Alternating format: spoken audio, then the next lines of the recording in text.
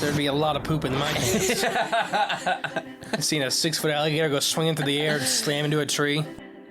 These guys are the scientists of the supernatural, lecturers leaving lessons for inquiring laymen. They are applying the scientific method to a world that baffles science. They are the cryptids of the corn. But who else has big black wings and red eyes? Batman. Oh, Mothman. Oh yeah, Mothman. A great white shark was stolen. Oh, someone stole a shark? I got stuff for you don't even know about. She's a witch. She turned me into a newt. Who knows? Anything could be possible. Anything could be possible. It's really big abduction vibes. Holy moly. It sounds like you were abducted. And it just stood up. I mean, it just like kept going and going. And she goes, what the?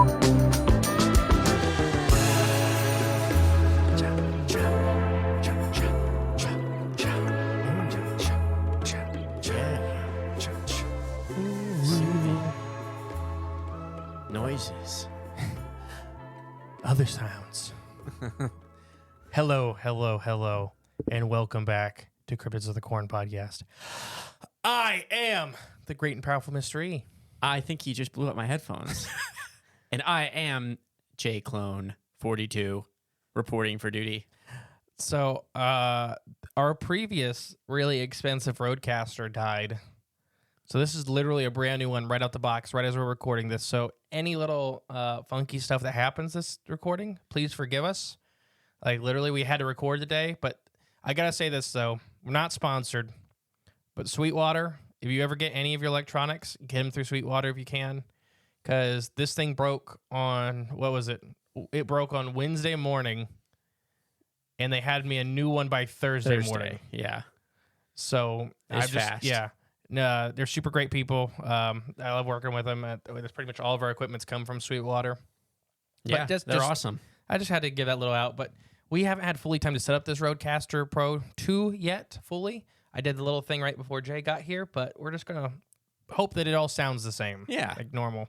So we'll see. This is test episode. Yes, yes.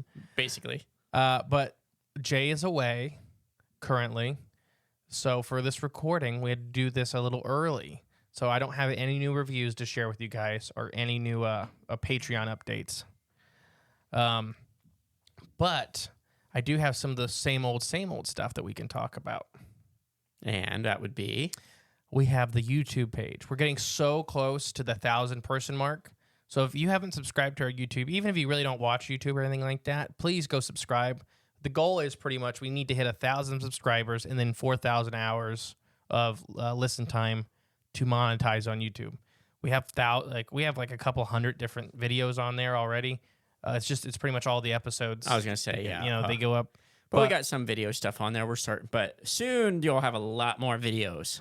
A lot, and then like the documentaries are gonna go through there for a little bit. Mm-hmm. So please help us out by going and subscribing to that. Next is Paranormality Magazine. We are affiliates. If you buy anything through their website, use the code CORNCREW, and we get a kickback. So yeah, and then you also do like their podcast voting every month. We've been in the top a couple times, so if you feel so inclined, you can vote for us on their podcast like platforms. Right. So if you want to support us or support Paranormality Magazine and Chaz of the Dead, you guys heard him last week. I tell you what, we got tons and tons and tons of good feedback with Chaz. Yeah, he's awesome. Yeah. We had a ball with him. But yeah, so please go and support both organizations through that, because both are small businesses. Correct. And the store. Bum, bum, bum. The big announcement. So as you guys heard last week, even though this is only a day later than when we just first announced it, for us, podcast time travel. Oh, yeah. Whatchamacallit. The store is up and running. You can get all kinds of cool stuff. We're adding all kinds of cool stuff in the future, too. So be on the lookout for that kind of stuff. The big complaint right now is that there's like not a lot of pictures of products yet. But they're coming. They're coming. We have all that stuff ordered. So as soon as it gets in, there will be a picture on the website. But there's stuff like lunch boxes. Here in a couple weeks, you should be able to get vials of Jay's hair, giant salamander teeth, underwear, T-shirts. And the first couple things, I don't know if anybody's bought a lunchbox yet, but it's like a metal tin lunchbox, like you used to get in school and everything like that, like a collector's item. Whoever buys the first one, we're putting a special prize inside. Probably several special prizes inside. So you got to be out on the website, get the first one. You got to be quick. Got to be quicker than that. Yeah. But I don't know if anybody's got one yet or not. But got to give a shout out to Bob. He got the first thing ever on the website. All right. Thank you, Bob. Yeah, he was order 000001. Number one. Like literally, it was like instantly. So thank you, Bob, and thank you everybody else that's bought stuff off the website as well. It just was funny that like we announced it, I think during our Cryptids and Coffee. Yeah, our Facebook show. And then it like Michaela, the lady that runs the website, was like, "Oh, you got it first order." It was Bob. All right. And I got to say, so our website is 100% small business run and operated. Mm-hmm. It is us and a local lady that does it all. Yeah, pretty much my neighbor right down the road. Yes. She does all the T-shirts. She does all the printing. So everything is small business. All the money is going to either us or another small business. So I just had to say that out because I prefer that kind of stuff. Right. I support local businesses. But yeah, that's pretty much it. All right. You ready to rock and roll? Yeah, let's get on with it. What's our topic of today? Monsters in the marsh. Monsters in the marsh? Yes. Okay, not March. Marsh. Okay. So basically this morning I woke up, we had to record an episode, and I had something else in mind. But Jen McLaughlin. I think it's McLaughlin. I know. Oh, but okay. she will always be McLaughlin to me. Ha. Yeah. I don't think she's laughing. She may be. Okay. She's a really talented artist. I see some of her work this morning. Anyways, so she sent me something today, and she asked me kind of my opinions on that kind of stuff, and it kind of spiraled into like a wormhole of stuff, a rabbit hole going down of like finding little bits and pieces. And then there's some biologists that made me agitated and upset. And then it's very reminiscent. I like rabbit holes. And when you get upset. Yeah, it's not hard to do. Well, good. I'm looking forward to this. So there's kind of several different definitions for the word cryptid. The one we're going to be focused on today is a misplaced animal. Okay. So the animal we're going to be really focusing on is an animal that is documented, Okay. but it is showing up a lot of places it's not supposed to be, and it's quite an intimidating animal.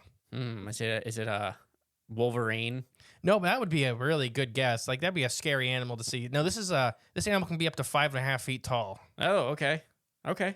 and is kind of secretive but very loud. Ooh, I think I know what it might be, but I'll give you one crack. Is it a bird? Is it? That's my guess. Is it just bird? Like there's Well, I mean, out of the 200,000 species of bird on the planet, you're just going to try to say bird? I narrow it down. I whittle away. Oh, come on. What else? Do you really think you know what animal it could be? Yeah, it could be like that, like an emu or something, Ooh, an emu. or that. We just talked about emus in Michigan. That there's a population establishing. Is That would it? fit it, wouldn't it? That's my guess. Because they're pretty tall, aren't they? Yeah. Let's get into Jen's message. Okay. Okay, Justin and Jay, I need your help figuring this out. This morning I woke up and was thinking about my next painting. I do a lot of birds and thought about going back to a memory I had of a unique bird experience, and I decided I wanted to paint this particular bird I saw on the Saddle Islands, Sandel. Sandal Islands, in the late 90s. When I started to research the bird for the painting, I was absolutely shocked to find out not only is the bird endangered, it is only native to Africa. Although I had to leave my mind open to other possibilities discussed on your show, I've always leaned towards scientific first as an explanation. And if I can't explain it, then I look into other possibilities. So to the experience. I was at a friend's wedding in the Sandals. I am from Virginia Beach. I'm very familiar with our egrets, our cranes, and all other types of waterfowl, both oceanic and wetlands. And the end of the things, we have a great dismal swamp here as well, which is literally like a gigantic wetland swamp full of all kinds of cool wildlife. A marsh, you might say? Yes. All right. It's dismal. Dismal. You know why it's called dismal? Probably no one wants to be there. Well, the first people to walk through it. Believe me, I walked through swamps for a living for a while. If you had to walk through one that's like 200 miles wide, I'd call it dismal this too. is the dismal place. Yeah. No, anyways, back to the story. Anyways, that's how she starts it. I woke up early before my traveling friends, probably at 5 or 6 a.m. I had always been an early morning person. There were bikes at the place we were staying at, and we had rented some. I decided to take an early morning bike ride around the island, or at least in the general area we were staying. There were all these nice bike paths all over the place, and no one was up yet in the sleepy beach village that we were staying at. While riding in this section where there was water on the sides of the path in some woods, not sure if it was swampy water or very small ditch like an overflow, I remember there being a fair amount of water. As to how the water on the edge of the swamp roads here in Virginia can flood around the tree line in some places. Maybe a foot or two deep, maybe 3. And I don't know if this connects to the brackish or freshwater. Anyway, there's a section along the path with a massive bird. Gray and some blue-gray, as I recall. A very distinct beak, very piercing eyes, and nearly as tall as I am, if not more so. He was wading in the water. I stopped. I could not have been more than 5 or 6 feet from him, as he was in the water right there beside the path. He looked me dead in the eyes. I was shocked at how odd this bird looked and how beautiful it was. I literally stopped in my tracks. Now I'm 5 foot tall back then and 98 pounds. This bird could have taken me out. She gives it like a couple laughs. What I'm saying is it was big. You know what's funny is that's literally the same size as Emily. Emily, that's what I was thinking too. And I make the joke about Emily that a bird could take her out. This one could. Yeah. And what, do you know what bird it is yet? Is it one of those things with the big thick bills? Shh. Do you know the name? Then think- nope. Then we're moving on. Okay. So, maybe a foot in either direction, give or take, but no smaller than 4 feet. So basically, what she's saying here is that like it's standing in the water, and it's at least her height standing in the water. Right. Yeah.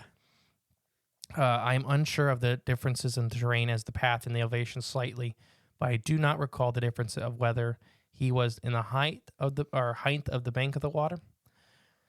He had a thick bill, not that of a heron or an egret or anything else like that. I stood there for a while and just looked at each other. He moved slightly, slowly, and not much, but enough to notice that that he was an oddball, and distinctly reminded me of what I thought a dinosaur would look like. His body was heavier, thicker set than any heron I'd ever seen, and that bill, I will never forget that, because I knew I had to get past him, and I was thinking about, even though he was only a few feet ahead of me watching, he was pretty close to the bike path, and I was worried he may snap at me when I went to leave. Anyway, this morning, I was thinking about him. It is not something you forget, like an encounter like that. At the time, I thought, wow, I had seen this cool giant, some kind of weird-looking Florida bird. I didn't really think anything of it, other than it was a cool experience, until this morning, when I was looking up birds to figure out what I had saw. I finally found a picture of him and verified it with other pictures. He was a shoebill crane. I was shocked. I read that they were endangered and they only live in Africa. I did find a couple of people that have reported seeing them in the wilds in Florida, but generally thought they're not able to fly from Africa.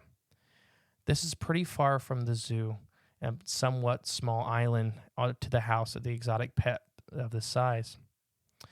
So yeah, basically, what's the scientific explanation is what she's asking, and we'll get to there. Like what? How this bird got there? Yeah. Okay. So Jen, thank you for sharing this story. Yeah, I know awesome. I kind of like did this impromptu with her, so I hope she's not too mad at me. I'm like, after doing What, the about sharing research, it? yeah, because I'm like, Okay. I had to do an episode on this. Yeah. Anyway, I mean, But I did find her story later too, somewhere else. you found hers, like her encounter. Oh, okay, awesome. But no, this is crazy. So I'll talk to Jen after this because I think she has a picture of it, Oh, nice. Okay. and I have some biologist friends that I would like to argue with this about. Okay. Because they're going to tell me that no, there's no shoebill. It's shoebill storks or shoebill cranes. It's whatever you want to call them. Like, I call them shoebill storks, okay. but there's no shoebill storks in the wild in the U.S. But Jen's encounter is not alone. Okay, so it's happened more than once. A ton. Oh, really? Yeah. We'll get into it, but I just wanted to let's just stop for a second Okay. and really go over an encounter. Basically, she had a really cool encounter, Yeah. but some of the behaviors that she recorded is shoebill crane behaviors. Well, yeah. They stop and they look and they actually will do this like dance with humans. and they'll clack their jaws and stuff like that. That's the But part. they're extremely intimidating birds, and they'll try to intimidate you. Can't they like actually? They can hurt you, right? If they wanted to, they're not going to. They're not like that. They're more of a, here's how big I am. Here's how, you know. But they can actually bond with humans. Oh, nice. Some of the ones in captivity are extremely close with their zoo takers. Where are they in captivity? Like We'll in get the to US? there because there's only 3 of them. Oh, really? Okay. Yeah. These are not escaped zoo birds. Her encounter. Yeah. Okay. I do believe she's seen a shoebill crane. Yes. Or shoebill stork, whatever. Most people, I'm just going to call it a shoebill. But you don't believe it escaped from the zoo because they're No. all still accounted for. There's 4 actually technically in the U.S. and 3 of them are in Tampa. Okay. So she was almost right. It was almost a Florida bird. Yeah, but these guys are massive. The other thing is, they're reported as being one of the birds that stands still the most. Now she was talking about in a report. It was almost like frozen. Right. Yeah. They have been known to that's how they lose predators. They just sit still. They will literally stand so still, like not moving millimeters, and it freaks predators. Like the predators just can't see them. Yeah. Like disappear. They do.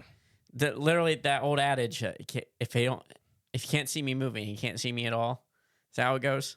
Something like that. Sure. I mean, Something like that. I don't remember. considering this thing is a dinosaur. Yeah. And that's the other thing she said, is it looks like a dinosaur. Yeah. We're going to talk about not sandhill cranes. We're going to talk about them too later. But shoebills, Shoebill cranes. Or their biology, they look just like dinosaurs. But everybody that's ever seen was like, it's like looking at a dinosaur. They sound like dinosaurs. And other people are like, did you see a wood stork or a sandhill crane?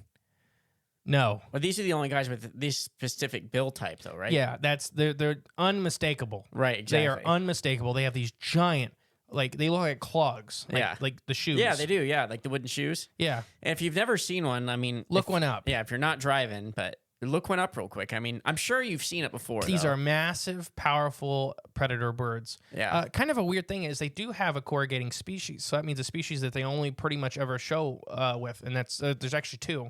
One's a plant, one's a fish. They pretty much only ever show up with papyrus. And they pretty much only ever show up with lungfish. Lungfish, huh? African lungfish. Now, is there a reason for that? Or It's one of their favorite foods. gotcha. And Okay. then papyrus is where they hide. oh, So okay. it's like a tied-in part of their habitat. They're Yeah. very, very picky for how big they are. Papyrus is just homey. And they're not good flyers.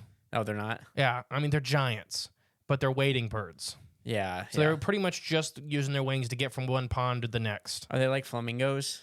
Kind of like that. And Like, poking around the water. yeah, Okay.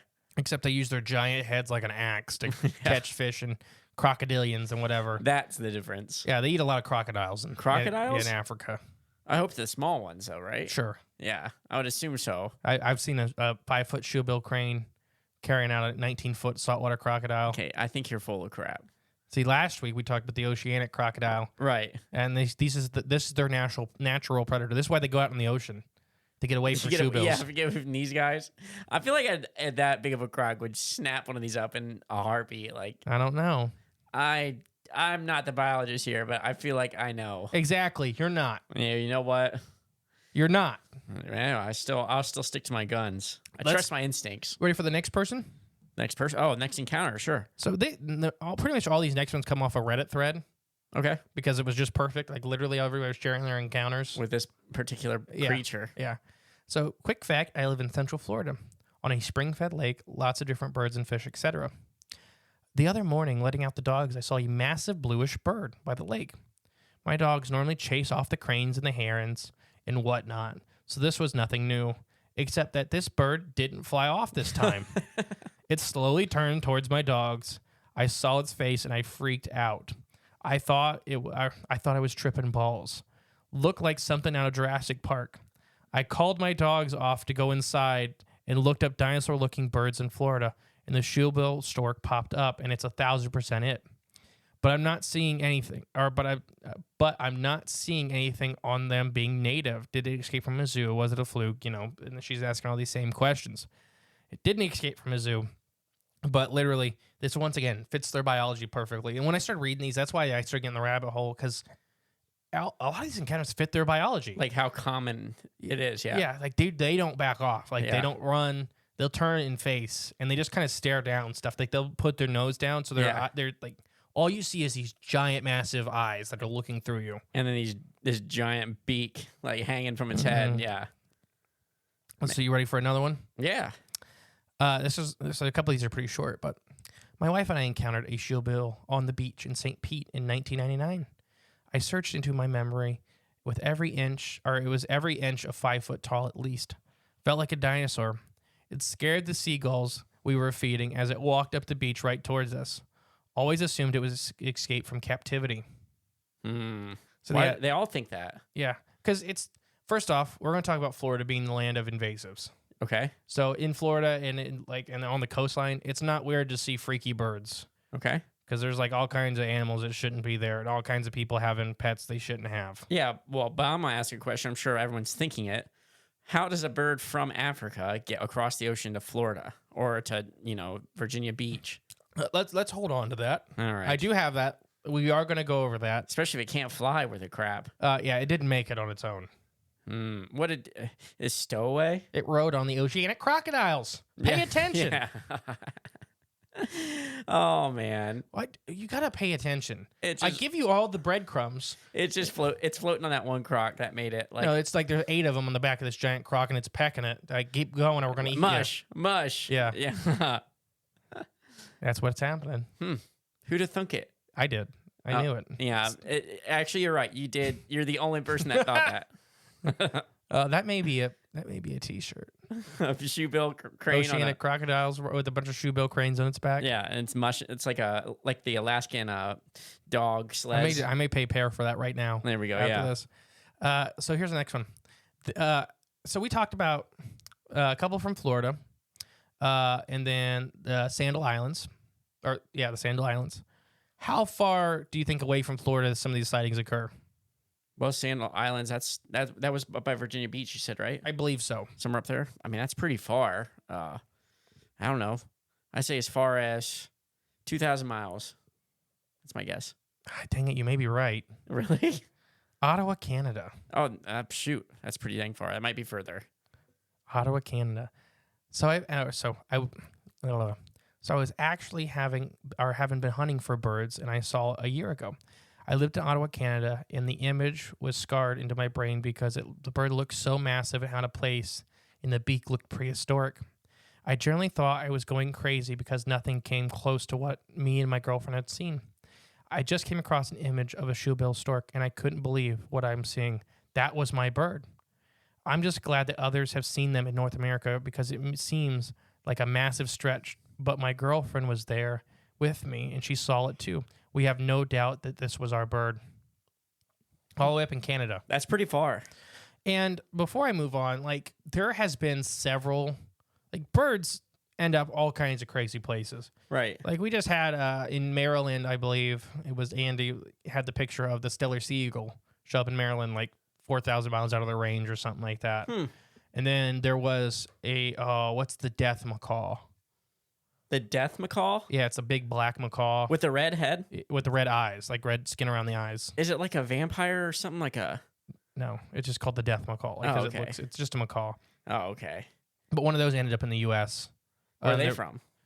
South America. Okay, like the Amazon or something like that? Okay. So that was 4,500 miles out of range. That's pretty far. And then I remember when in college, we were doing a bird survey. So here you go, Ralph. He's going to love this episode. Yeah. We were doing a bird survey at Lake Hope, and there was a slightly odd colored cormorant. If anybody doesn't know what a cormorant is, it's an aquatic bird, kind of looks like a mini pelican. They're generally black with a yellow pelican's pouch. Okay. So this one had yellow around its eyes. Didn't think anything of it. It's okay, it's a little different. Now, that was a neotropical cormorant. The furthest north they've ever been recorded, except that one in Ohio, was southern Texas. Wow. And so there was tens of thousands of birders there that weekend from all over the U.S. Trying to see this one bird. to get pictures for their collections. Was Ralph one of them, probably? He may have been. This may have been because this was way before we ever did any of this stuff. I may have bumped into Ralph. This might have been the one that got him hooked. You know what? We should. He's recently engaged. You know what? We should get him a shoebill stork as a baby shoebill stork as a present. That's not impossible, but we'll talk about it later. But no, once again, Ralph, congratulations. Yeah. I'm sure he's going to love this. Mm-hmm. Oh, my gosh. Okay, you ready for the next one? Yeah. I saw outside my house a few years ago. I believe it's likely the same bird. Very cool. Likely someone's smuggled exotic pet or something. I have a picture of it on my phone. Pretty amazing to see. I have cross-checked the images, no mistake. Central Florida in land of lakes. Like the butter. Yes. That's where the butter's from. Oh, really? I have no idea. Okay. Yeah, shoot. Ready for another one? I'm always ready. So these next two, like a lot of these are from Florida, and there's reasons for that. It's perfect habitat. Yeah. I saw one back in 2015 here in Naples, Florida. I always used to say it was like nipples, but it's Naples. You're right. It is Naples. It was at night, and I was standing on the balcony. It was about 15 foot below me, walking along the pond line. I was freaking out as well. I had never seen a bird like that. Later on, after doing some research, I found a shoebill stork. Crazy experience. My lady and I both saw it that night. Here's my last one for you. Okay. Saw one in Florida when I was 6, up close. It was really close, like 2 or 3 feet away. I remember it had huge eyes, forever in my brain still to this day. I was in Orlando with my grandpa at the time. It was there with some pelicans we were feeding, but it was not a pelican. It was clearly way bigger, and it had a different beak. I have always wondered at this what it was, but time to time, I Google Florida sightings of them and still finally found this. I'm not too familiar with Florida in the way by the peers. Thought I'd share. So this thread has like 30 or 40 different sightings, and there's a couple others. I pulled one of them from a different website, but this Reddit thread has like 30 or 40 sightings. Most of them are Florida. A lot of them are like, I seen one in X. I seen one in X. Right. I seen one in X. And then that's it. So I pulled the ones that actually had some Substance yeah. to them, yeah. But not, it's just because it's to them, it's just a bird. But it's a crazy bird. Right. But it's like, yeah, I seen one, and Hopefully it's not an angry bird. oh, it's angry. Oh, okay. Jeez. So before we move on, what do you think so far? Before I tell you something about shoebill stork biology. Well, I mean, I guess the question, still that same question from earlier is lingering in my head. How'd they get there? But is there like a small population over here that's just like made it? I don't know. Is that possible? That would be pleasant, right? Because they're pretty endangered. I don't know if it'd be pleasant because it sounds like they'd be invasive. Yeah, I mean, they're not doing well anywhere. Okay. So Florida would be a nice spot if they had a little, like in the Everglades. I mean, Florida's got a lot of other animals that are being very destructive. This would not be a high up on the list. Yeah. Okay. Well, I hope they're down there. So let's talk about. Okay, ready for the scientific name? Yeah. Okay. I'm ready to hear you pronounce it. Balansapauri rex. Okay. Oh, it's actually got like a dinosaur name. But rex just means king. Oh, it does? Yeah. Okay, I didn't know that. Tyrant lizard king, Tyrannosaurus rex, tyrant lizard. And then because saurus is lizard, Ty is in tyrant. Tyrant lizard king. Yeah. Oh, that's scary. That makes it even worse. This means large. What is it? It's either like large bills or large jaw king. Nice. Okay. Because it will. Shoebills are always are also known as whale-headed storks, are endemic to Africa and only inhabit a small part of eastern central part of the continent. The main population is found in southern Sudan, mainly in the White Nile Sudden, and the wetlands of the northern Ugandan and western Tasmania, not Tasmania. Tanzania. Yes. And ready for this one? Bengawala Swamp, I think is what it's called, That sounds like fun. of northwestern Zimbabwe. Smaller populations do crop up in eastern Zaire in Rwanda. This bird's range usually coincides with that of papyrus and lungfish, like I said earlier. So these guys prefer strictly freshwater swamps, extensive, dense marshes. So for how big they are, they actually do prefer very tight terrain. They don't like being out in the open. Gotcha. So some of the other wading birds will wade in full open swamps. These guys generally will not do that. Well, yeah, because they can't fly away. Yeah, so that's if they can't fight it. They really don't want to. They're often found in areas of floodplains, interpassed with undisturbed papyrus and reed beds. When shoebill storks are in the area with deep water, the beds of floating vegetation are required. So basically, yeah, they don't do anything without these plants. Gotcha. They are also found in waters where very poorly oxygenated water. This causes the fish living in the water to be come to the surface for air more often, increasing the likelihood that the shoebill stork will successfully capture it. Okay. Oh, that makes sense. That's actually kind of smart Yeah. on their part. Okay. Huh. Yeah, they're not dumb. Is that why they're called lungfish? Why are they called lungfish? Lungfish they modified their swim bladder into being like a lung. So they come up to breathe air. Yeah. Man. And no wonder why. No wonder why. They feed off. That makes so much sense. Okay. The pieces of the puzzle are starting to come together here. So yeah, let's talk about what these guys actually look like. We kind of did, but these are very large, kind of basic stork body plan for like the rest of the body. They are blue to gray. They can be up to 140 centimeters tall. Jay, you should look up how tall it is in inches. Ooh, if I knew from my sumo charts, I should know this off the top of my head, but I don't. Males are larger than females, and females have larger bills. So basically, males are taller, and females get bigger bills. Okay, that's 55 inches, so like 4.5 feet roughly. Yeah. That's pretty tall. Plumage, and they can stretch to be taller. Plumage is slightly like blue-gray, like that kind of, and they generally have darker colored heads, but it's still that black or blue. They can have blue or silver-tipped wing feathers and stuff like that. So, but they're pretty much blue. Okay. They're blue birds. Blue birds. Their bill is the most prominent feature, resembles a wooden shoe. This enormous structure ending in a sharp, curved hook. The color of the bill is yellowish with a dark, blotchy spot. But yeah, these guys are big. Yeah, and they make like that clacking noise with their bill, right? Yeah, they clack. Is that for defense or what? No, it's actually a part of like okay. Am I jumping Shoebill ahead? storks are solitary breeders and have territories measuring approximately 3 square miles. In the breeding season, these birds are very territorial and defend their nest against predators and other competition.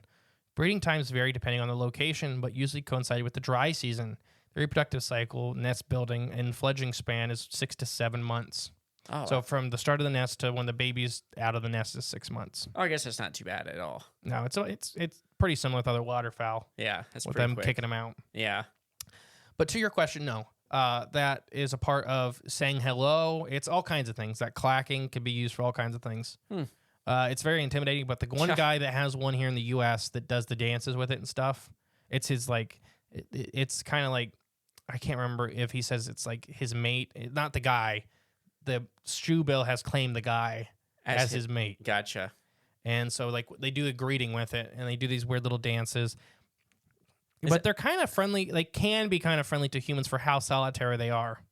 Is that guy? I mean, I'm interested in this guy doing this dance now. Is that like I mean, I'm guessing he trained this to do it with him? No. or- It's the shoebill's dance that he mimics. So he mimics it. Is there Yeah. videos of this online? Yeah. Oh, that's awesome. All right. We're going to look that up after this. They only lay 1 to 3 eggs. Average hatch day is 30 days. Average fledge age is 95 days. And average time of independence is 125 days. Shoebill storks are monogamous breeders, and both parents participate in every aspect of nest building, incubation, chick rearing, and training. Egg watering is a behavior that has been recorded on many occasions and is also observed in true storks. It's to keep the eggs cool, and adult shoebills will get a mouthful of water and pour it over the nest. So this would kill most other species of eggs. This literally like drowned them. Yeah. They will also get a mouthful of wet grass and place them around the egg, and will roll them and turn them with its feet or its bill. So it's more of a reptile thing. Yeah. It's very maternal too. Yeah, it's very ancient. Yeah. It's very ancient. Like these guys are pretty much dinosaurs. Like Huh. we look at them, they're a really, really old order of birds. They're Yeah. the last member of this order of birds. And we look at them for a lot of dinosaur biology. Because it's kind of still doing some reptile things. Birds are very not closely related to reptiles. Right. But reptiles, then dinosaurs, then birds. Right. Right. It's that branch. What's that called? It's just what? not those creatures that were pre Synapsids are before all of that. Yeah, like, yeah. Synapsids are way long ago. You read there you go. I knew you'd pull that word out. The development of the shoebill stork is a slow process compared to most other birds. Feathers do not fully envelop until day 60, which is That's quite a while. Yeah, it's a long time. 2 months to develop all the feathers. But yeah, they can live up to 36 years in captivity. Oh wow. in the wild, they kind of top out at 30. Oh, so they live longer in captivity? Yeah. Okay. Yeah, nothing's eating them. So it's not like a croc. No. Yeah, reptiles are kind of weird. Reptiles and big mammals are kind of weird in that aspect. Birds last longer. Mm-hmm. Because nothing's eating them and they don't, Sure, they got no worries. They're stress-free. So shoebill storks are usually silent, but they often participate in bill chattering, a behavior characteristic of true storks. Adults will often do this to greet each other at the nest, but young shoebills do this to perform what's called bill chattering. Adults will also be making a whipping and wooing or a mooing noise, and the young will make a hiccuping noise, especially when begging for food. So the bill chattering is most of the time it's a greeting. Okay. It's nice. Yeah. It scares people. Yeah, But most of the time it's them like, oh, hello. Right. It's them acknowledging you kindly. Mm-hmm. Rather than taking their talons and ripping your guts out. For how large they are, these guys are mostly silent. Okay. The principal sense used during hunting is vision and hearing. They do have an extremely great sense of hearing and an extremely great sense of vision. They have binocular vision, like most predatory hawks and such. Okay. Shoebill storks hold their heads and bills vertically downward against their breast, like they're looking at their feet. All right. Everybody at home, just imagine like they're looking at their feet. So their eyes look like they're facing forward like a human. Yeah. Well, they are. I mean, yeah, kind of, but kind of not. Gotcha. Yeah. It's like us looking up. Yeah. They eat everything: amphibians, reptiles, fish, mollusk, pretty much other birds, anything that'll fit in their mouth. Like they're just like that. That's and their bill can probably crunch it all up, right? Yeah. It doesn't matter really what it is. Yeah. There are only a few predators of adult shoebill storks. Young and eggs may be taken by any kind of nest predator, but shoebill storks aggressively defend their young and build their nest in accessible areas to most predators. Not a lot of things want to eat these things. They're just not worth the time. Time and effort. Yeah.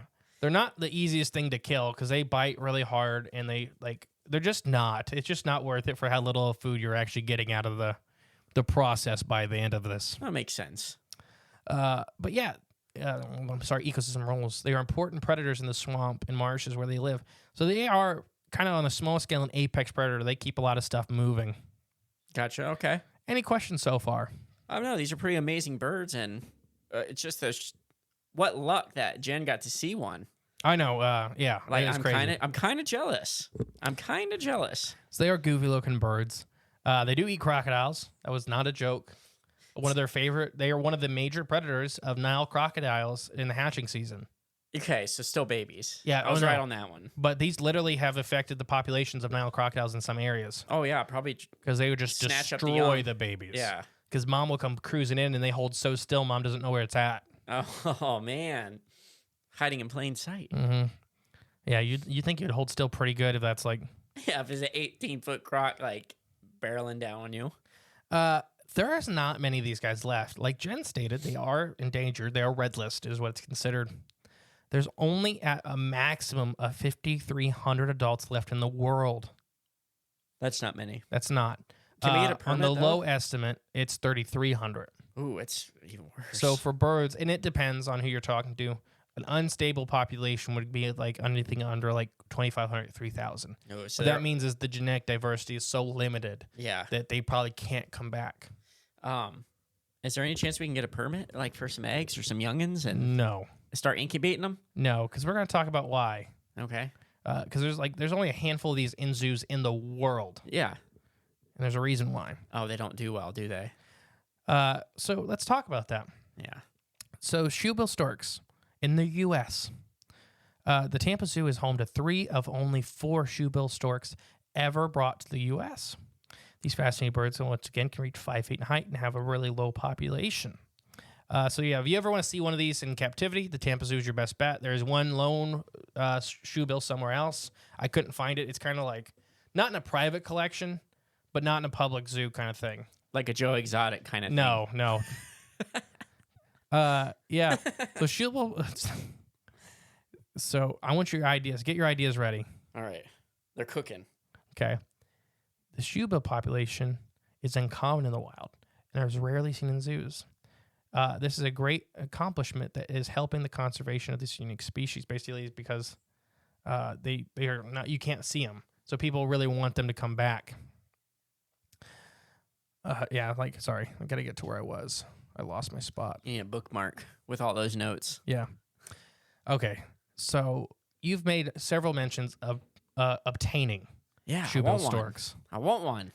So this is probably why they're so endangered Because people like me. and why they may be in the U.S. Because people like me. Yeah. So why are shoebill storks endangered? The shoebill stork is undergoing a continuing decline owing to the effects of habitat destruction, degradation, pollution, nest disturbance, hunting, and most of all, the capture for the live bird trade. Mm-hmm.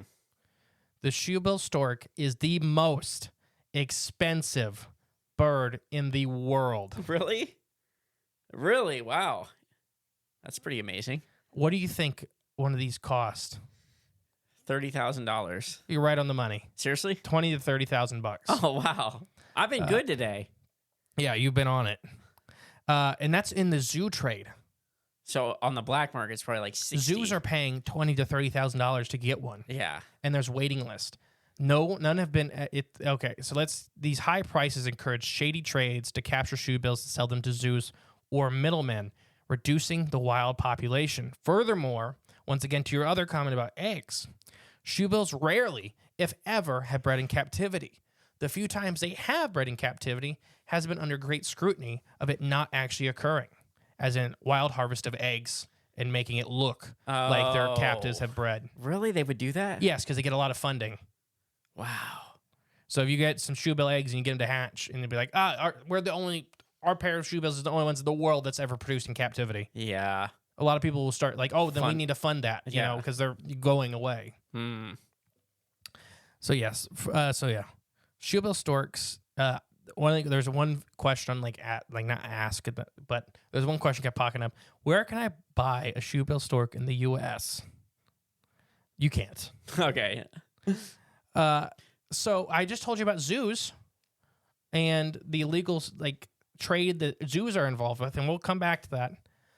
But the private pet trade is even worse.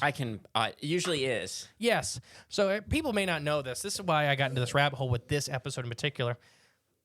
Illegal animal trafficking is the third biggest illegal business in the world, only beaten by drugs, which is number one, and guns, which is number two. Wow. And it's close. In a couple years, it has beat guns out. Wow. The pangolin impressive. is the most trafficked animal in the world, but shoebill storks are being trafficked all over the all over the world. That's impressive. What? That animal trafficking. Yeah, it's crazy because there's all these collectors, and I have a lot of animals. Don't get me wrong, but I have animals I want, I like. Right. People have these collections where it's like displaying jewelry. Right. Yeah, exactly. And there's a lot of bird collectors here in the U.S. that have those collections. Ralph. It's displaying jewelry. They don't it's just having the animals to have the animals. The shoebill stork is the number one. It is the crown jewel. I was just gonna say that the crown jewel. It is. So, and they are being decimated in Africa by live capture for the exotic bird trade. Oh, that's kind of sad. Nobody, and I couldn't find nothing about saying where they were going. Yeah. They just know that there's thousands of them, or hundreds of them at least a year being captured and sold. If you know it shows up in your house and people know about it, you're in big doo-doo. Publicly. So, let's roll it back. We'll come back to zoos. Why are they in Florida? Probably illegal pet trade. That is the number one port for illegal animals to come in. Makes sense. So, okay, so I'm going to put these pieces together, see if I can go where you're going. So that's the number one port Yeah. where illegal animals come in. This is a 5 foot tall, pretty aggressive bird that's been in a box since Africa. Yeah. And you transfer it out and it just gets out. Yeah. And the habitat's very similar. They're very solitary. They will, and let's say they did make it into collections and then they broke out. Okay. So then a couple of these stories had them being hand fed, basically. They see people feeding other birds. Okay. They're used to being fed. Yeah. So they'll walk up and get food. And they're not scared of you. They fit their biology. What were you going to say? I was going to say, they bring them across after they bring them to the port, and then, something's about to get inspected, and you have this. Oh, they do that. They dump them. Yeah, get rid of it. And that's where I was thinking a lot of these probably are coming from situations like that. Because if you get. I can't remember what frogs, But frogs got thrown out of a plane because of that. Goliath frogs, probably. No, I wish, but no. It was some invasive somewhere out in the U.S. Like they dumped them, and they're like, "Oh, Out of they're-" a plane? yeah." Is that when it was raining frogs? No, maybe. Yeah. No, because they knew they were getting. There was inspectors at the airport that were landing in. Okay. So just like drugs, you just ditch it, Ditch it, and then they became invasive somewhere. I Cane think it was over. toads. I know it was over South America. I can't remember what species it was. It was like a Asian species. Okay.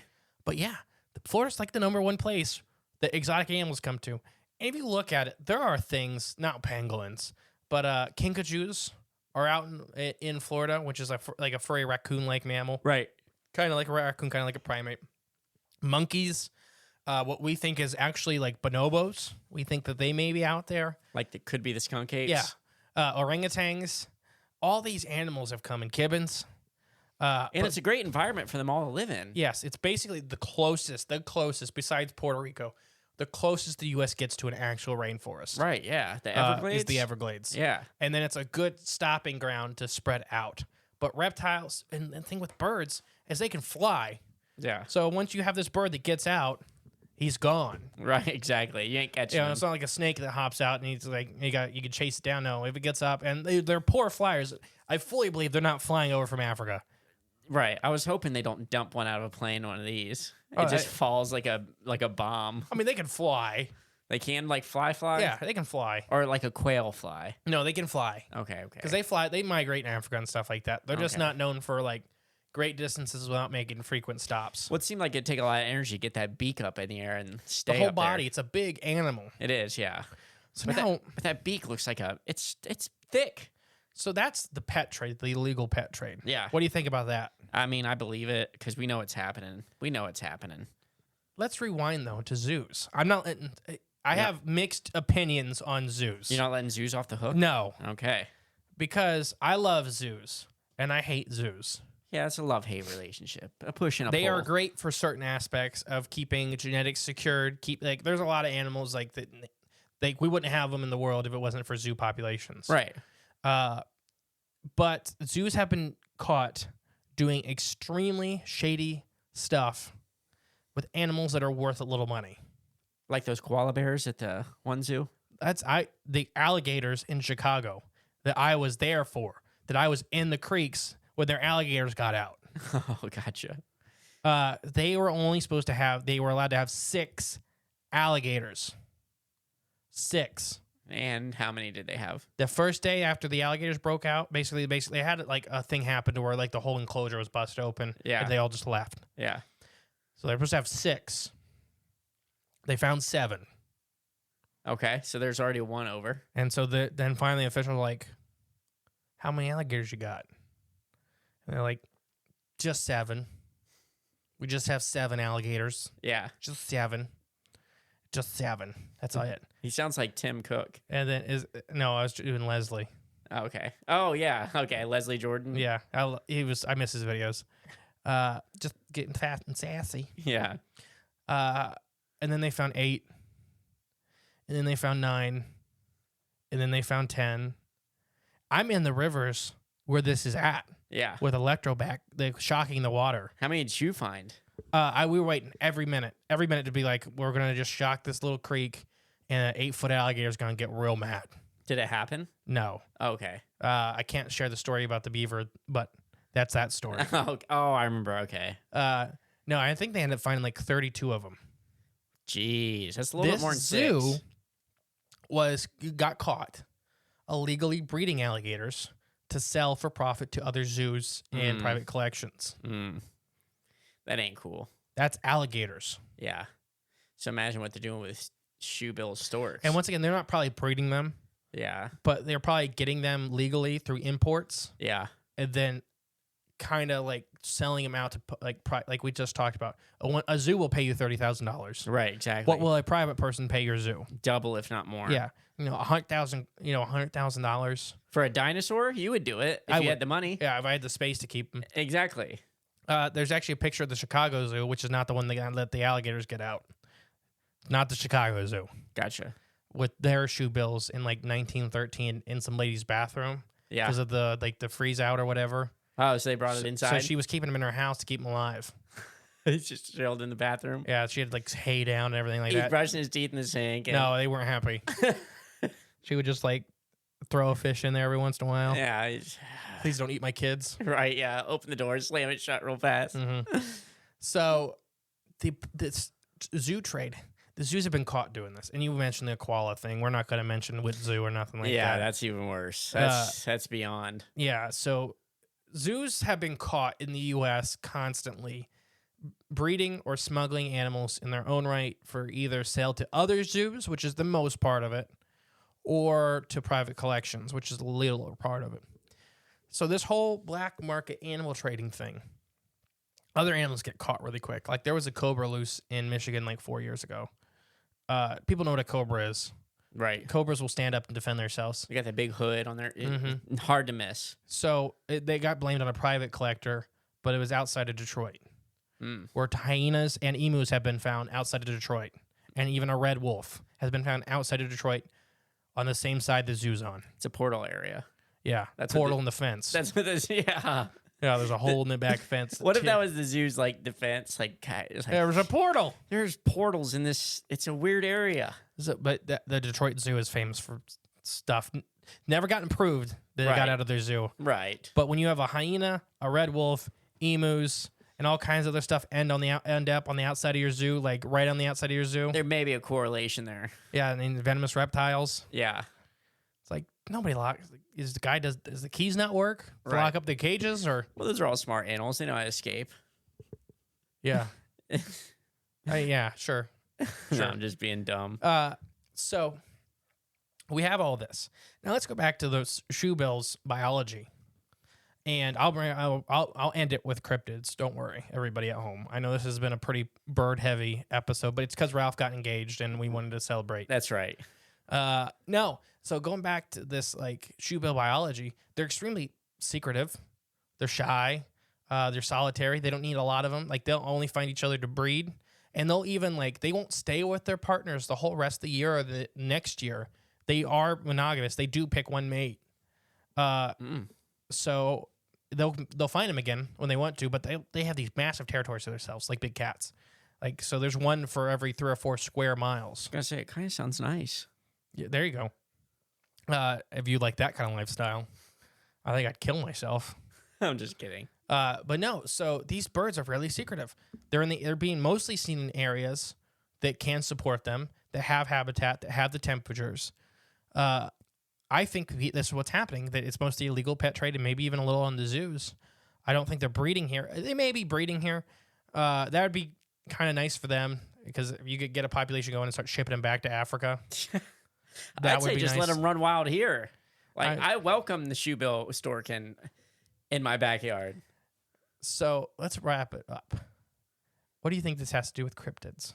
Like I said, there is one of the 3 definitions of cryptids. Right, yeah. Is an animal out of place. An out of place animal, which this is what it's going on here. I mean, for the most part, unless there's another angle here that you're getting at. I do. See, I'm not seeing it yet. So we're going to go to number 2. An animal of mis-ID. You think it's something other than the shoebill? No, I think the shoebill stork is responsible for a lot of other cryptids. Oh, gotcha. Oh, yeah, I could imagine that for sure. For example, the Georgia raptor. Ooh. Their son, our grandson, and a grandpa seen a giant dinosaur-like animal with feathers running through the woods in Georgia. Yep. Can these things run fast? They can kind of run. They don't really run fast. Like, this is not their nature. It's not like an ostrich. Right. But once again, it's just seeing a big bird. Let's also talk about pterosaurs. Right. Here in the U.S. Like in Florida, there's been tons of 5 to 6 foot tall pterosaurs being seen, which anybody that isn't home, that's the flying reptiles that lived during the age of the dinosaurs. Mm-hmm. Florida's famous for having all these little pterosaurs. We haven't done an episode on it yet because I've been doing more research. What do you think, baby shoebill storks? No, full-size ones. But people are seeing 6-footers, 7-footers, and being like, that's a pterosaur. Gotcha. Storks. So these pterosaurs have long, tipped tails that they were seen in Florida. Storks throw their legs behind them when they fly, and it looks like a long, tipped tail. They have the big wings, and they have this gigantic, meaty bill that they just look scary. And you see them in low-light conditions. Okay. They look like dinosaurs. Could even look like a dragon or something. Yeah. Yeah. So all over the U.S., we have these weird... And the thunderbirds. They do not. So these guys don't fly very well, but when they fly, they are massive. They don't look like it's something you want coming at you. No. Most people haven't had the chance to be like around golden eagles and stuff flying, but it feels like that. Yeah. Even though they're not as agile enough like that in the air, but you just see something that big coming at you in the air. No, thank you. You're like, what is? So I don't even like when bugs fly at me in the air. This little group we have here on Reddit is the minority. I think many more people are seeing shoebill storks in the U.S. and misidentifying them as other things. Right, yeah. I think this is responsible for some of the other cryptids. Even like some of maybe the old-timey cryptids, you know, because the exotic pet trade's been around forever. Yeah, for eons. I mean, that's how, like, there are bonobos in the Everglades. They came here in, like, the 1700s. Like, I'm pretty sure Adam and Eve, like, Adam smuggled a pet... I don't know, a pet honey badger, and to show it off to Eve, he had it pinned up. So what's your thoughts about all this? I mean, it's kind of crazy, but it's also awesome at the same time. But I'm jealous of people who have laid eyes on one. Like, that just would be so awesome. Well, I think we're going to be in Florida next year. I mean, maybe we'll get lucky. We'll go to the Tampa Zoo. Okay, well, I meant more like that wild encounter. Oh, the wild, wild's always king. But, absolutely, yeah. This is a very shy animal. Right, yeah. And, like, for Jen's encounter, let's go back to Jen. I think, like she said, she was the first one out there. It was 5 a.m. She was rolling through, and that's kind of was like, that's why he was looking at her. Right, yeah. Like, nobody's supposed to be out this early. Right. Like, this is a drunk island. What are you doing? I'm supposed to get 2 hours in the morning of just me time. I usually catch my fish, do my morning walk, read the paper before I see somebody. Yeah. Then I go back to sleep for the day. Right. What are you doing? How big are their nests? Like, they get pretty big. Are they up in trees or are they no? They're ground nests? But they build them in like on these massive floating mats. They build them in spots that you cannot get to. Oh, gotcha. That's the whole point. Yeah. Because they are kind of mean to other people's nest. So you gotta, if you're mean to other people's nest, you gotta protect your own. You better hide yours. They're like what are those birds that run around the yard? Those killdeers. Killdeers. They're like them. Those things are mean if you get close to their nest. It's also the size of like a mouse. Yeah, I know, but imagine versus it a dinosaur. 5 foot tall. Yeah, it's quite the difference. But yeah, so all kinds of dinosaur sightings here in the U.S. I think could be explained by these guys. Yeah. Absolutely. Even up to that, well, maybe not the one in northern Canada in the tundra, because I don't think it would. Eating an elk? No, I'm talking about these like more raptors. Yeah, the raptor type ones, or even the pterosaurs. Yeah, I could especially if you see it flying. Yeah, and then there's a couple of them. There's another Georgia raptor one, which when we ever do that episode, which will happen, with a sheep kill, and there was a giant raptor-like animal eating on the sheep. I was looking into it. They have been seen scavenging and stuff like that, but that would be more of an animal that's not doing it so hot. Yeah. I mean, but here in the U.S., I could see that. Yeah. When you're out of your element. Yeah. Just rather take meat when you can get meat. When you get pulled across the ocean in a box for, however many weeks. Think this is mostly due to the exotic animal trade. I would believe And people do not realize how big the exotic animal trade is. Like, people see all kinds of, like, Florida has its own category of cryptids, which is just animals from everywhere else. Right, exactly. Like kinkajous, like they're taking off in Florida and stuff like that. The Florida man, that's a cryptid. Yeah, I mean, that literally is just a shoebill stork in a trench coat. On PCP. Exactly. You got to put them all together. That's Florida man. So what's your final approval? What do you mean approval? Like, you think this is happening? Oh, well, yeah. I mean, I believe in our friends that listen to the show. And their accounts, they wouldn't share it with us if it wasn't this authentic. Oh, but I mean, I also backs it up. There's, like you just named off all those other accounts of the thing being seen, especially in Florida. So here's my ask before we end this, and I'm with Jay 100%. I believe 100% you guys are seeing shoebills. Yeah. I think there are here in the U.S. I think there even maybe, if we're lucky, a small breeding population. Fingers crossed. So we can start having them as babies. Maybe they'll show up and start nesting in my backyard. There you go. Start feeding them quail. Yeah, oh yeah, I will gladly if that one sticks around. Send us your pictures of shoebills, because a couple of these people in this Reddit post said they had pictures. Jen, I think you may have pictures. Yeah. If you can send them, that'd be great. I don't have to post them anywhere. I just want to see them myself. Yeah, I do too, badly. Because I have some biologist friends I'd love to rub it in their face. Right. So yeah, I didn't even get into the biologist kick really bad. Yeah, you said... Real quick here at the end. There's a bunch of biologists saying this is impossible. This is impossible. This is dumb. People are seeing sandhill cranes and wood storks. sandhill cranes are tall. They have that. They are a stork. They are most of the time brown, kind of whitey brown, and they have a long, thin bill. You're right. It's nothing like this. Now, wood storks are a heavier set, tall bird, dark brown. They have a much bigger bill, but it's still a long, slender bill. Yeah. That's not what people are seeing. It's not the clog on its And then what face. really upset me is that they wouldn't look at it like I did in 2 seconds and be like, well, what about exotic pet trade? Right, yeah. Well, that don't exist. Like, no, I think that'd be like that one guy that got questioned about the Mothman stuff. And then, like, because remember that one of the interviews were like, what about an owl? Oh, yeah. It's like, no, sandhill crane. Right, exactly. Because it's like, dang it, that would have been a lot better idea, yeah. Like, it's not exotic possible. pets. Yeah, it was my idea. The one that's the only one that could be. So yeah, it's just ridiculous. So I want to show this pictures to people. Yeah, I mean, this is a cryptid that could explain other cryptids. It's type 3 cryptid. We normally only do type 1s. Mm-hmm. But it's on the list. Like it's there. There's accounts. It exists. It's happening. I have been the great and powerful mystery. And I've been JClone42. Remember, guys, check out our Patreon if you're so inclined. Check out the website, the shop. Go if you want a lunchbox. Whoever gets that first lunchbox, maybe we'll put a shoe-bill crane in it. Yeah, we'll see. I'll draw one. How about that? No, we'll have to get a big lunchbox and a big shoe bill. I'll draw a shoe bill eating you. We could just put a croc in there, like a shoe, like the shoe, and put googly eyes on it, and be like, that's pretty much what a shoe bill looks like. Right? Yeah, exactly. All right, guys, have a good weekend. Bye. Thank you for listening to Cryptids of the Corn podcast. Please share with a friend you think would like us. It's the best way to help our show grow. Leave a comment, rate us, a 5-star review, and remember, there is always extra content on Patreon/cryptidsofthecorn.com. And don't forget, stay magical.